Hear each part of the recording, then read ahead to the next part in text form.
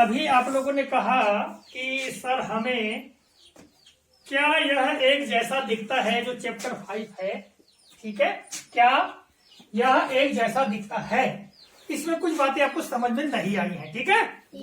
चलिए हम बहुत ही मजेदार ढंग से आपको समझाते हैं, ठीक है बेटा। इस पाठ से हमको विषय तो सीखना क्या है। इस पाठ से हमको सीखना है सममित रेखा। क्या सीखना है? सममित रेखा, या इसी को कहते हैं सममित अक्ष। क्या कहते हैं? अक्ष। सममित अक्ष। और इसके अलावा हम क्या सीखेंगे? सममित फलक। सममित फलक। अब देखिएगा आपके घर में आईना होगा, है आईना? यस। ऐसा आईना है? यस। हाँ, आपके घर में आईना है? यस। तो देखिएगा जब आईने में आप अपनी सूरत को देखते हो, ऐसा करके देखते हो, यस। देखते हो ना सूरत को, यस। तो आपको अपनी सूरत वैसी ही दिखती है, नहीं दिखती यस। है? यस। इसी तो पाठ का नाम, क्या यह एक जैसा दिखता है, इसलिए तो पाठ का नाम रखा गया है। जब हम अपनी सूरत आईने में देखते हैं, जब देखो आप लोग अपनी सूरत आईने में देखोगे ऐसा करके, तो आपको अपनी सूरत वैसे वैसे दिखती है, नहीं दिखती? यस। हाँ, तो बेटा देखो हम आज आपको बहुत मजेदार बात बताते हैं। जैसे ये देखिए, ये हवा भरने का पंप है, ठीक है। हवा भरने के पंप को आप यहाँ पर देखिए आईने में, ये पंप वैसे दिखता है, नहीं दिखता? यस। है? यस। दिखता है? यस। हाँ। अब देखिए हम यहाँ पर कुछ भी एक चित्र बनाते हैं, एक फूल बना देते हैं। क्या बना देते हैं? फूल। फूल बना देते हैं यहाँ पर। ये हमने फूल बना दिया। यस। और देखिए फूल को जब आप यहाँ देखोगे आईने में ऐसा करके, यहाँ देखो दिख रहा है ना? यस। तो ये आपको दिखाई दे रहा है, ये फूल यहाँ पर? यस। तो जैसे का वैसा ही दिखाई दे रहा है, दिखाई दे रहा है ना? यस। हाँ, इसलिए पाठ का नाम क्या है? क्या यह एक जैसा दिखता है। अब बेटा क्या होता है कि जब कोई आकृति या कोई फलक के बीचों बीच में हम आईना रख देते हैं, जैसे मान लो हमने आधे चित्र में आईना रख दिया, देख रहे हो आप लोग? यस। तो ये यहाँ का जो आधा बना हुआ चित्र है, यस। ये यहाँ पर इधर बाजू बना हुआ, बिल्कुल सेम टू सेम दिखाई दे रहा है? यस। है? यस। हाँ, तो यहाँ देखिए एक हमें एक रेखा खींच दे, ऐसा यहाँ पर एक रेखा खींच दे, तो इन दोनों तरफ आप देखेंगे इधर की जो चित्र बना है उसको, इधर के चित्र पूरा एक दूसरे को ढक लेगा। यस। ये तो अभी हमने आईना रखा, आपको बताया। इसी तरह बेटा देखो हम और आपको दूसरे चित्र बताते हैं। जैसे किताब है, मान लो हमारे पास क्या है? किताब। जैसे मान लो हम पुस्तक का एक चित्र बना दे रहे हैं यहाँ पर,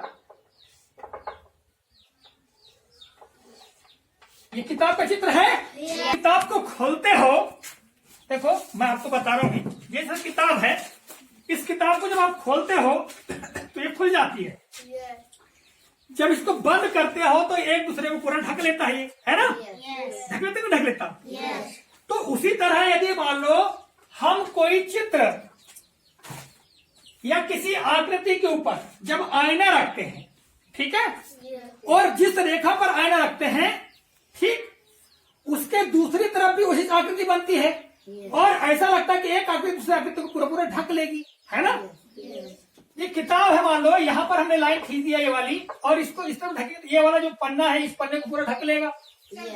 तो ये जो ये वाली रेखा है, ये रेखा कहलाती है सममित अक्ष। क्या कहलाती है? सममित अक्ष। सममित अक्ष, या इसी को हम सममित रेखा भी कहते हैं, क्योंकि इस रेखा पर मोड़ करके हम इसको, इस पुस्तक को इधर बंद करेंगे तो ये पन्ना इसको पूरा पूरा ढक लेगा। बात समझ में आ रही है आप लोगों को? यस। है? यस। जैसा आपने कि अपने घर में मटके रहते, मटका देखा है? यस। ये देखो मटका का हम चित्र बना दे रहे हैं।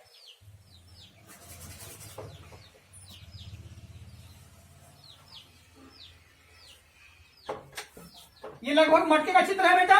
यस। अब आप देखिएगा यहां पर यदि हम एक लाइन खींच ले ऐसा करके, ठीक, ये मटके का चित्र है, और इसको जब हम मोड़ेंगे ऐसा करके तो ये वाला जो भाग है आधा भाग इसको पूरा पूरा ढक लेंगे, ढक लेगा, ढक लेगा क्या नहीं? तो इसका सम्यक तक कहां से खींचा गया? यहां से, यहां से खींचे ना हमने, तो ये भाग इसको पूरा पूरा ढक लेगा। परंतु यदि हम ये लाइन यहां से खींचते तो क्या ये भाग पूरा पूरा ढक लेगा क्या? नहीं। हमको एक ऐसी जगह से ही लाइन खींचनी पड़ेगी जहां से एक भाग दूसरे भाग को पूरा पूरा ढक लेगा। अब देखो आईने का प्रयोग। इस आईने को हम इस मटके में यहां पर रख दें। मटका दिखाई दे रहा है आपको? आधा दिखाई दे रहा है। तो यहाँ पर ऐसी मटका दिखाई दे रहा है हमें। तो अब इसको हम ऐसा ढक सकते हैं, इसके आधे भाग पर अगर हम आईना रखते हैं दूसरा भाग उधर दिखाई देता है। यानी दो ऐसे फलक या दो ऐसी सतह जिनको एक दूसरे के ऊपर रखा जाए तो एक दूसरे को पूरा पूरा ढक ले, ठीक है, तो वे जो है ये सममित फलक कहलाते हैं। जैसे ये वाला जो है, ये वाला हिस्सा, ये आधा वाला, ये सममित फलक होगा क्योंकि इसको ये पूरा पूरा ढक लेगा। आपने तितली देखो? तितली, तितली के दो पंख होते हैं और तितली पंखों को बंद खोलती है, बंद करती है ना। तो अगर बंद कर ले तो उसके दोनों पंख एक दूसरे को ढक लेते हैं, तो वो क्या हो जाएंगे? सममित फलक हो जाएंगे, है ना। और जिस पर मोड़ते हैं, ये जो मोड़ है उसको कहते हैं सममित अक्ष या सममित रेखा। अब देखो हम आपको बताते हैं, ये हमने आपको समझा दिया है ना। इसके बाद बेटा और भी बहुत सारी बातें इससे संबंधित है जो कि पाठ में तरह तरह की गतिविधियों के माध्यम से समझाया गया है, ठीक है। देखिएगा, मैं एक कागज लेता हूं और ये कागज कैसा है? बिल्कुल वर्ग के आकार का है। वर्ग के बारे में आप जानते हो? वर्ग कैसा होता है? जिसकी सभी भुजाएं बराबर होती हैं, ठीक है, वो वर्ग होता है। अब हम इसमें कहां पर लाइन गिराएं या कहां पर लाइन खींचें ताकि एक फलक दूसरे को पूरा पूरा ढक लेगा? तो देखो बेटा, यदि हम यहाँ पर एक लाइन खींचते हैं ऐसे करके, तो ये वाला भाग इसको ढक लेगा पूरा पूरा। तो एक सममित अक्ष हमने ये खींच दिया। अब देखो, यदि हम एक लाइन यहां से खींचे तो ये भाग इसको ढक लेगा, ढक लेगा। ये दूसरा सममित अक्ष हम खींच सकते हैं, ठीक है। अब देखिएगा तीसरा, यहाँ पर देखिए एक लाइन हम यदि ऐसे खींचते हैं तो ये भाग इसको ढक लेगा। अब देखिए एक लाइन हम यहाँ से ऐसे खींचते हैं तो ये भाग इसको ढक लेगा। बिल्कुल ढक लेगा। एक पेज दीजिए जरा हमको, खराब वाला एक पेज दीजिए, हम उसमें आपको प्रैक्टिकली बताते हैं, ठीक है। अब इसी तरह बेटा ये आपको हमने ये वर्ग बताए। अब इस वर्ग में और कहीं से हम लाइन खींच सकते हैं क्या? तो देखिएगा, यहां से हमने कितने लाइन खींचे बेटा? 1 2 3 और 4। देख रहे हैं आप लोग? एक लाइन तो हमने ये खींची थी, दूसरी लाइन हमने ये खींची थी, तीसरी लाइन हमने ये खींची थी और चौथी लाइन हमने ये खींची थी। तो इसके अलावा आप देख सकते हो क्या? इसके अलावा आप देख सकते हो क्या कहीं और से लाइन खींच सकते हैं क्या, ताकि एक भाग दूसरे को ढक ले पूरा पूरा? यदि मान लो हम एक लाइन यहां से ऐसी खींचते हैं तो क्या इसको ये पूरा ढक लेगा क्या? नहीं ढकेगा भैया। कैसे ढकेगा? आप देखो, ये वाला जब हम यहाँ से लाइन ऐसी खींचेंगे मान लो यहाँ से, तो इसको हम ऐसा ढकेंगे मोड़ करके, तो ये वाला भाग तो छूट जाएगा ना। भैया हमने एक वर्ग बनाया, फिर से हम आपको बता देते हैं। और हमने यहां से खींचा एक लाइन ऐसी, तो इसको जब ऐसा मोड़ेंगे तो एक भाग दूसरे को ढक लेगा क्या? नहीं ढकेगा। चलिए अभी हम आपको प्रैक्टिकली बताते हैं। देखो ये कागज है, इसको देखो वर्गाकार बनाने का भी तरीका है। वर्गाकार बनाने के लिए इसको इस प्रकार से मोड़ना चाहिए, देखो इधर, ठीक है। और ये बचा हुआ जो भाग है इसको ऐसा मोड़ देना चाहिए और इस तरह से मोड़ करके हम फिर इसको काट करके अलग कर सकते हैं। हमने ये अलग कर दिया, इसको काट करके